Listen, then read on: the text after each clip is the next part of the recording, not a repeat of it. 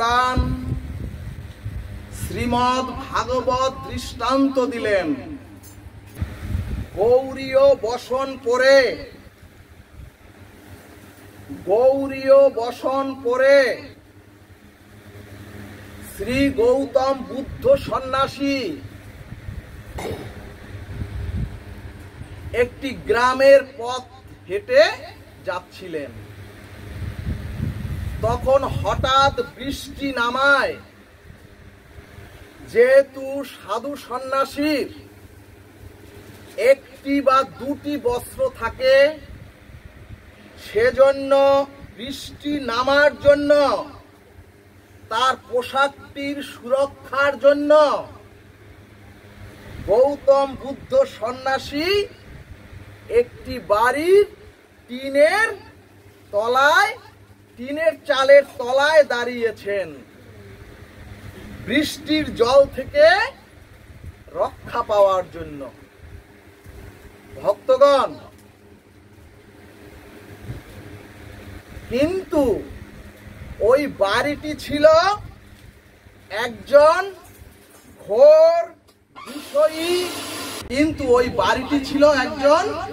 ঘোর বিষয়ী ভোগবাদী মানুষের,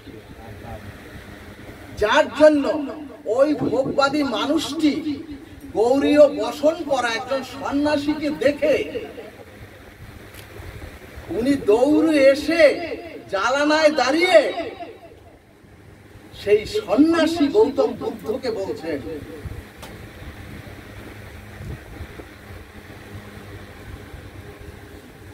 সুধীজন, আপনারা দেখবেন যারা এ চরাচরের ঘোর বিষয়ী ভোগবাদী মানুষ,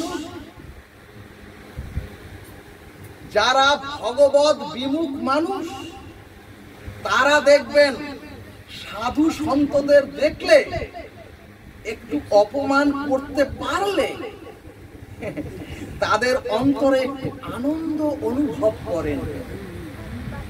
ঠিক সেইরূপ ওই ভোগবাদী লোকটি ওই সন্ন্যাসী সাধুকে জিজ্ঞেস করলেন, কি গো সন্ন্যাসী, ও গো সন্ন্যাসী,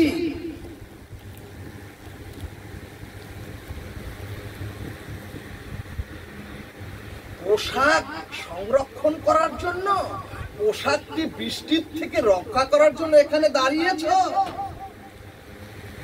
শোনো সন্ন্যাসী, ভোগবাদী লোকটি বলছে, শোনো সন্ন্যাসী, আমি প্রতিদিন গড়ে ৫,০০০ টাকা প্রতিদিন রোজগার করি এবং সেই ৫,০০০ টাকায় সংসারে ব্যয় বহন করেও বাকি টাকা আমি ব্যাংকে সংরক্ষণ করি, সুরক্ষিত রাখি।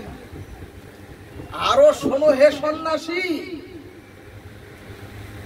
আমার স্ত্রী পুত্র কন্যারা চর্ব চৈষ্য লেজ্জ পেয়ে, মানে এইসব খাবার খেয়ে আনন্দময় বিছানায় তারা প্রতিদিন নিদ্রায় চলে যায়।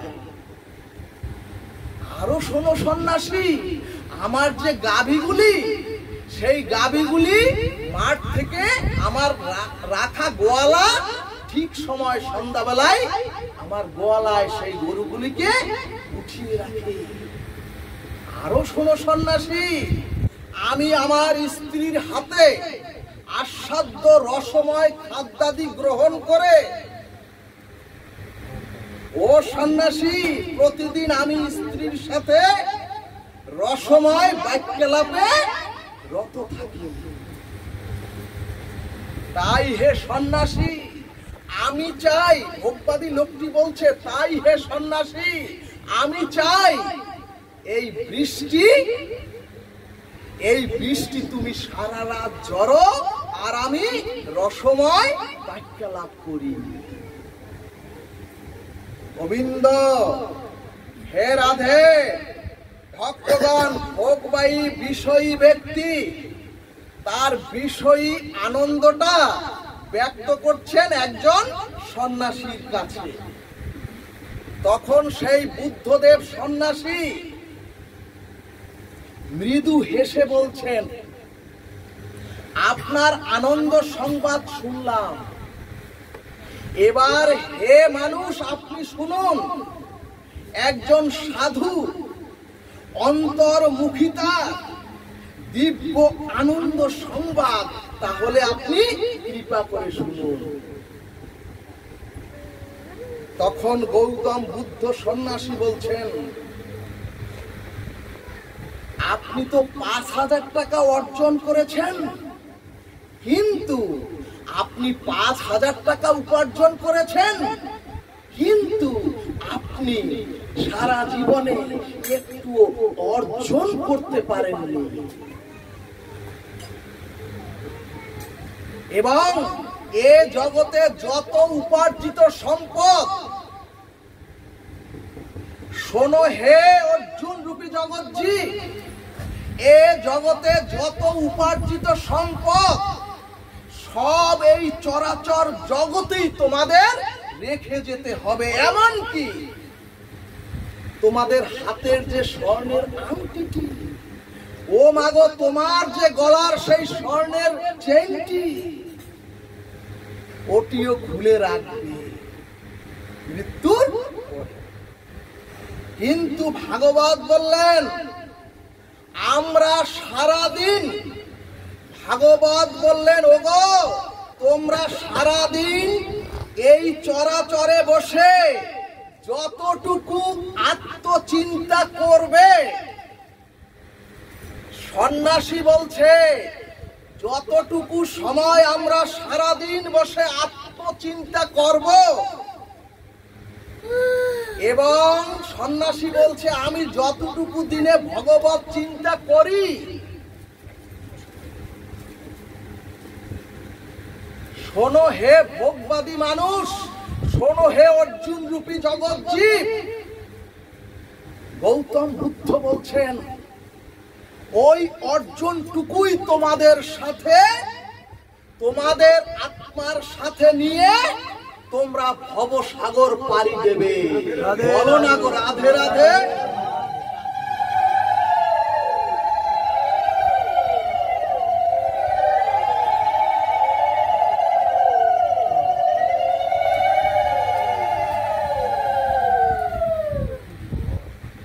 তাহলে ভাগবত বললেন, উপার্জিত সকল সম্পদ রেখে যেতে হয়, কিন্তু ভগবত ভক্তিটুকু, এই যে আপনারা যতটুকু সময় এই ভগবত ভক্তির পথে এসেছেন, এইটুকু আপনাদের অর্জন হয়ে রইল সেই ভবসাগর পাড়ি দেবার জন্য। এরপরে গৌতম বুদ্ধ সন্ন্যাসী বললেন, শোনো হে ভোগবাদী বিষয়জি,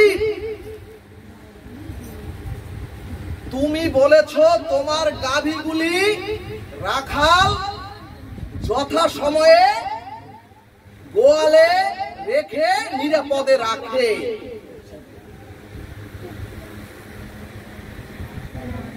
আর শোনো হে ভোগবাদীজি, সন্ন্যাসী বলছেন আমার কাম ক্রোধ লোভ বাসনা রূপ পশুগুলো, বুদ্ধদেব বলছেন তোমার গাভীগুলি তো তোমার রাখাল গৃহে নিরাপদে রাখে, আর শোনো হে জগৎজি, বুদ্ধদেব বলছেন আমার কাম ক্রোধ রূপ পশুগুলি বহু আগেই আমার আত্মচেতনায় আমার দেহে তারা নিরাপদে বিশ্রামে শুয়ে থাকে। আরো শোনো হে ভোগবাদীজি, আমার কামনা বাসনা রূপ পুত্র কন্যা গণ পরম আনন্দে নিদ্রাভূত হয়ে আছে। আরো শোনো হে বিষয়ী মানুষ, তুমি তো বলেছ আমার স্ত্রী আমাকে রসালাপের চর্মচস্য অমেদ্য বস্তু খেতে দেয় প্রতিদিন প্রতিবেলায়। আর শোনো হে জগৎজি, সাধুরা সারাদিন ভগবানের নামামৃত আর গোবিন্দের ভাবনামৃত অমৃত পান করে ভগবত দেহ তৈরি করে তারা এই পৃথিবীর থেকে পুষ্পক রথে শুয়ে থাকে। হে কৃষ্ণ, রাধে রাধে। আরো শুনে রাখো হে ভোগবাদী জীব, যারা একবার ভগবত শ্রবণ করে হৃদয় দিয়ে, বুদ্ধি দিয়ে, কর্ণ দিয়ে নয়।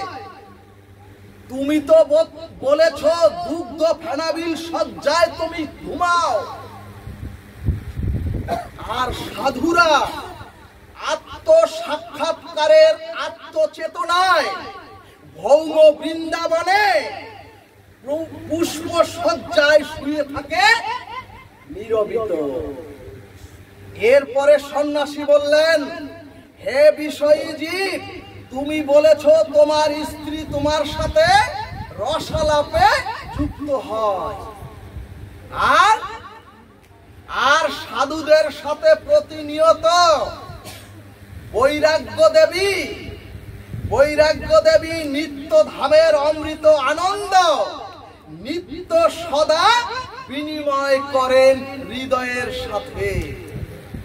আর তুমি তো বলেছ বৃষ্টি সারা রাত ঝরুক, আর সাধুরা বলে ও বৃষ্টি তুমি সারাটা জীবন ঝরলেও আমার অমৃত আনন্দের একটুও কমতি হবে না। গৌর ভক্তবৃন্দ, ভাগবত বললেন, বৃষ্টি ভেজায় একজন সাধু সন্ন্যাসী, একজন বিষয়ী বাড়ির চালের তলায় দাঁড়িয়েও তার আনন্দ অনুভূতি বলে দিচ্ছে, ওরে জগৎজি, ওরে তোরা শোন, আনন্দ কোনো বাহিরে নয়, অমৃত আনন্দ কোনো বাহিরে নয়, ওরে আনন্দ কোনো বিষয়ের মধ্যে নাই। অর্থাৎ যে কোনো পরিস্থিতিতে আপনি যদি আনন্দ খুঁজে পাবেন, আপনারাও যে কোনো পরিস্থিতিতে আনন্দ খুঁজে পাবেন আপনাদের হৃদয়ে, যদি ভগবত ভজন চেতনা আপনার, যদি ভগবত ভজনের চেতনা আপনার থাকে, আপনার মধ্যে যদি উদয় হয়। জয় নিতাই গৌর হরিবল।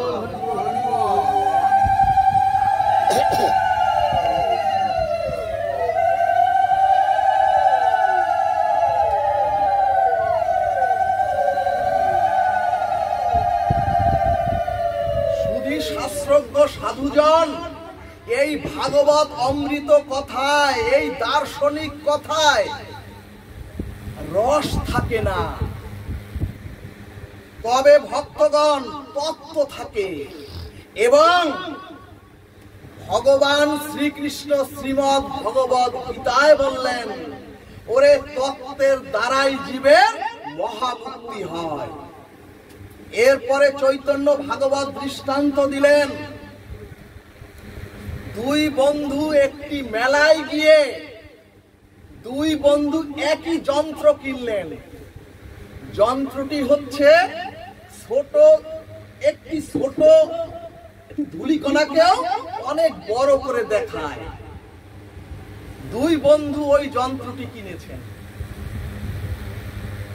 যন্ত্রটি কিনে সারা রাত শান্তিতে ঘুমিয়ে এক বন্ধু ওই যন্ত্রটি দিয়ে বিছানা থেকে নেমে তার আঙ্গিনায়, মানে ঘরের আঙ্গিনায় ওই যন্ত্রটি দিয়ে দেখছেন। দেখার সাথে সাথে দেখে বাড়িটা, টোটাল ঘরটা সব বড় বড় ধুলা কণায় আক্রান্ত। বিছানায় বসে ওনার মস্তিষ্কের বিকৃতি শুরু হলো, আমার বাড়ি তো সব ধুলো কণায় আক্রান্ত, প্রতিগন্ধময়। দৌড়ে বাইরে চলে আসলেন। বাইরে গিয়ে একটি ওই যে গরু বলেছি, গরুর যে গোবর, সেই গোবরের মধ্যে যন্ত্রটি দিয়েছে অনুবীক্ষণ যন্ত্র। যেই দিয়েছে অমনি দেখে সারা আঙ্গিনা গোবরময়, সারা বাড়ি গোবরময়। ভক্তগণ, এরপরে উনি ওনার বাড়ির ড্রেনের মধ্যে গিয়ে ওই যন্ত্রটি দিয়েছেন। দেখেন ওনার সারা বাড়ি, সারা আঙ্গিনাময় ওই পোকা ওই কিলবিল করিতেছে। এটা দেখে ওনার মস্তিষ্ক বিকৃতি হয়ে উনি চিন্তা করলেন, তাহলে গিয়ে দেখি আমার ওই বন্ধুর কি দুর্দশা।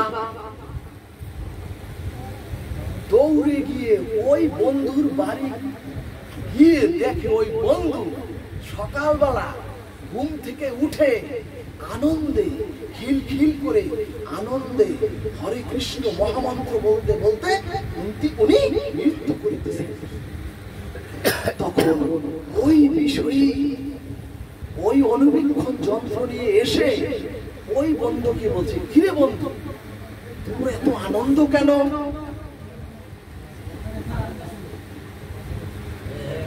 মাগো কথা বলেন না। কিরে বন্ধু, তোর এত আনন্দ কেন?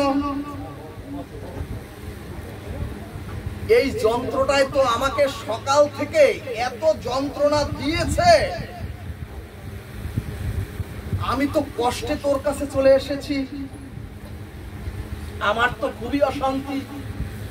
তখন সেই বন্ধু বলল, ওরে এই যন্ত্রটাতেই তো আমি সকাল থেকে আমাকে পরম আনন্দ দিচ্ছে।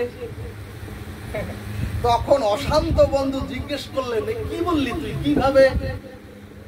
তখন সেই বন্ধুটি বললেন, ওরে আমি ঘুম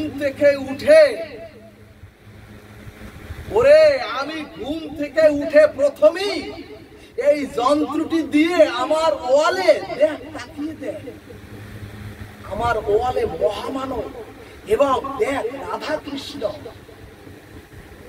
দেখ গৌরনীতা, দেখ আমার ইসে এই যে ওয়ালে এই হরিচাঁদ গুরুচাঁদ সবার আমরা বিগ্রহ। বলল, ওরে দেখ আমার ওয়ালে কি আছে। যেই আমি এই যন্ত্রটি দিয়ে ঘুম থেকে উঠে যখনই আমি ওই ওয়ালের দিকে এই যন্ত্রটি রেখেছি, ওরে আমি দেখি কি আমার সমস্ত ঘরময়, আমার দেহময়, আমার অন্তরময় এবং আমার সমস্ত বাড়িময় দেখি মহাপুরুষ আর রাধা কৃষ্ণময়। বলো বলো রাধা কৃষ্ণ আনন্দে হরি হরি বলবান।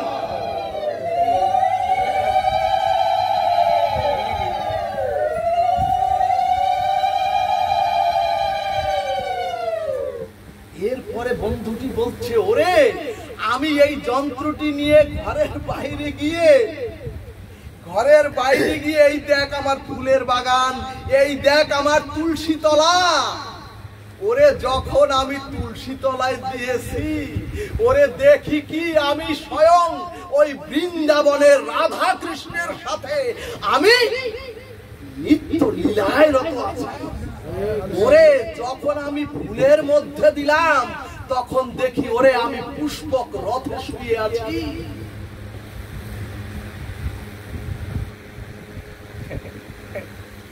আমার বাড়িটাই দেখি ফুলময়, অর্থাৎ গৌর ভক্তবৃন্দ বস্তু তো একই। ওই বন্ধুর কাছে ওই যন্ত্র আর ওই বন্ধুর কাছে ওই যন্ত্র, অর্থাৎ সুখ দুঃখ মিলেই হচ্ছে জগৎ। কিন্তু আপনার আমার বিচার, আপনার আমার মানসিকতা, আপনার আমার বিবেক বোধ এবং আপনার আমার ভগবত চেতনাই এই জগতের সকল দুঃখকে আনন্দময় করে দিতে পারে। বলো না গো রাধে রাধে। সুধীজন, শ্রীমদ ভগবত গীতার দিব্য বাণীতে ভগবান বললেন, মন মানা মন মনমনা ভব, অর্থাৎ মানুষের মনটা দিতে হবে এই জন্য ভগবানকে। আর মানুষের যে বিচার বুদ্ধিটা, এই বিচার বুদ্ধিটা দিতে হবে এই এই মহাসংসারে।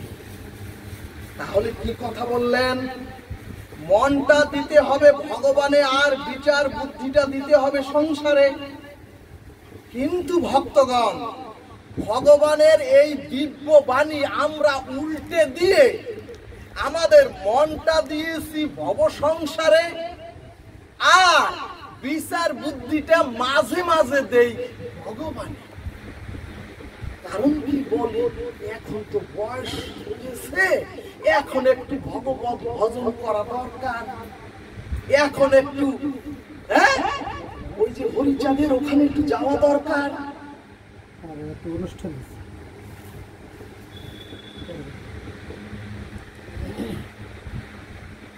আমরা আরো ভাবি বয়স তো হয়েছে, উদ্ধার তো হতে হবে, একটু ভগবানকে ডাকা উচিত। অথচ অর্থাৎ বিচারটা দিচ্ছি ভগবানের উপরে, কিন্তু ভগবান তার দিব্য বাণীতে শ্রীমদ্ ভগবদ গীতার 700 শ্লোকে দিব্য বাণীতে 2 বার ভগবান বললেন,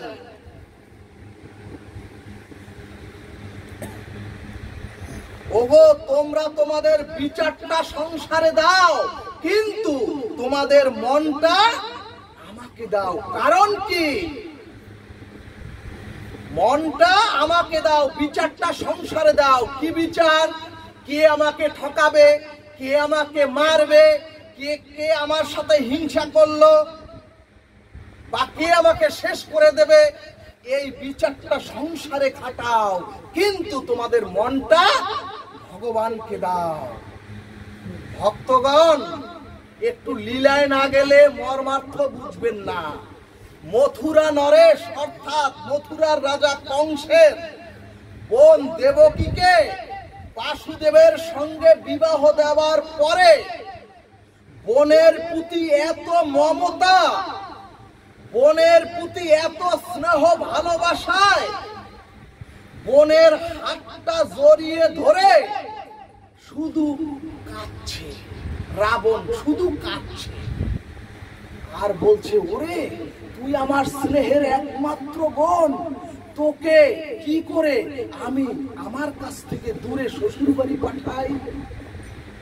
ভক্তগণ, রাজা কংসের এত মোহ, এত ভালোবাসায় রাজা কংস নিজের রথে নিজে সারথি হয়ে একমাত্র বোনকে শ্বশুর বাড়ি পৌঁছে দিচ্ছে। কিন্তু সুধীজন, রাজা কংস যত দূর রথ নিয়ে যায় আর পিছনে ফিরে বোনের দিকে তাকায় আর টুকরে টুকরে কাঁদে।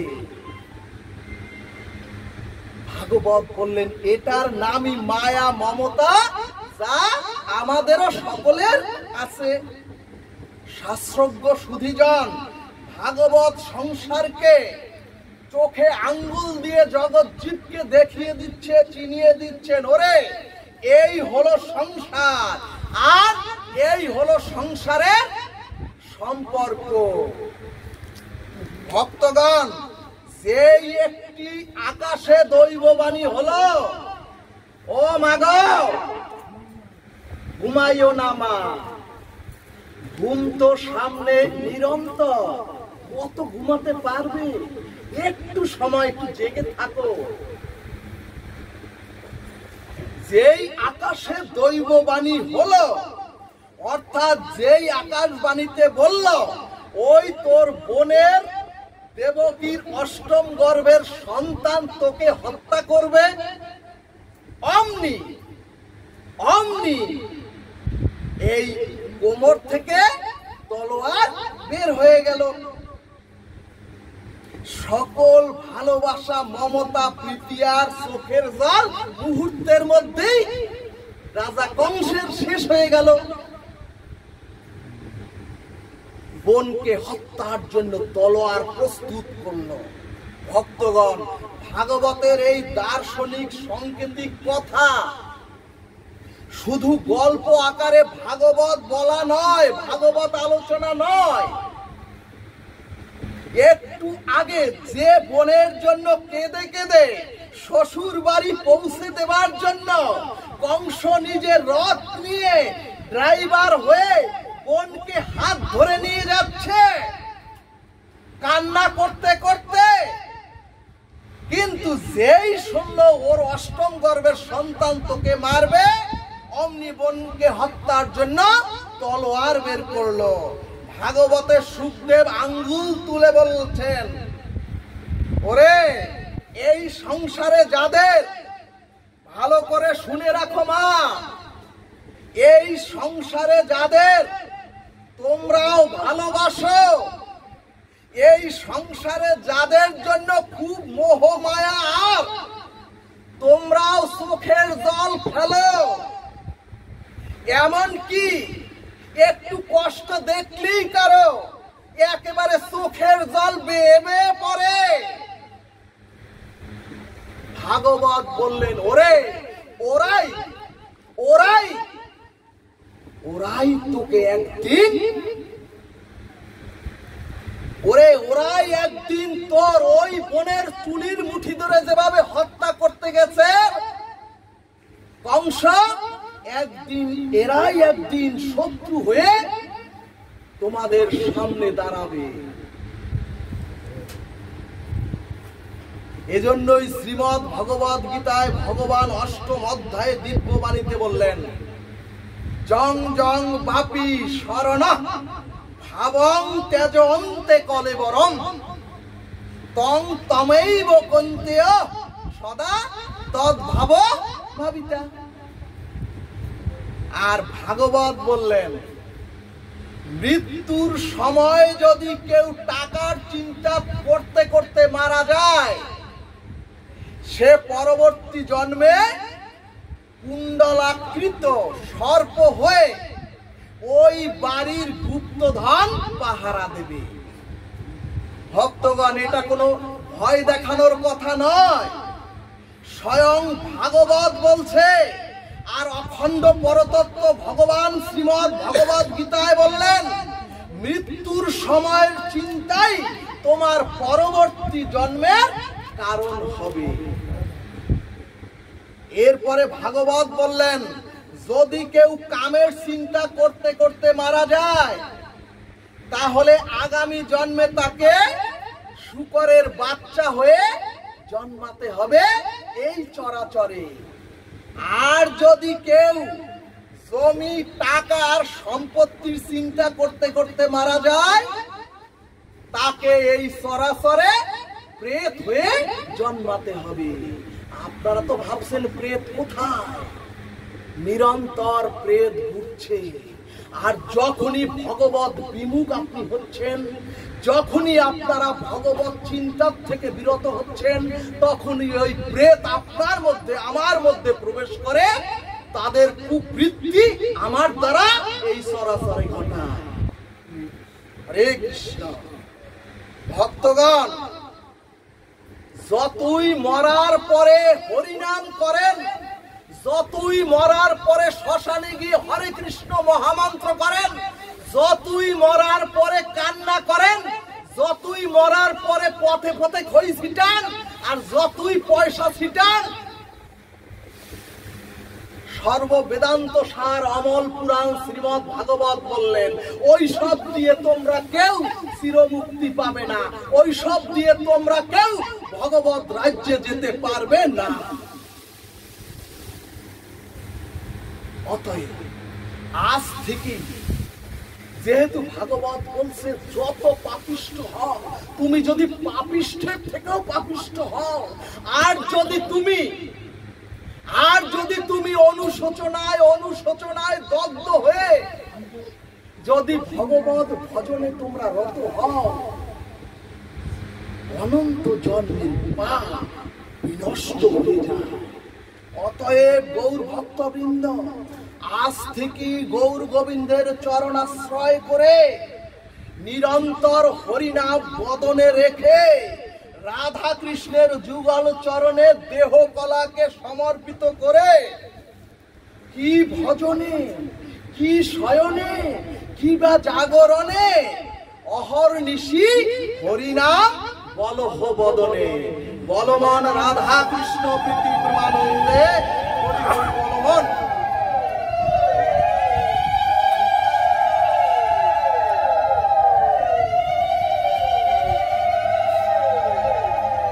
জয় জয় এই নবশ্রীধাম বৃন্দাবন।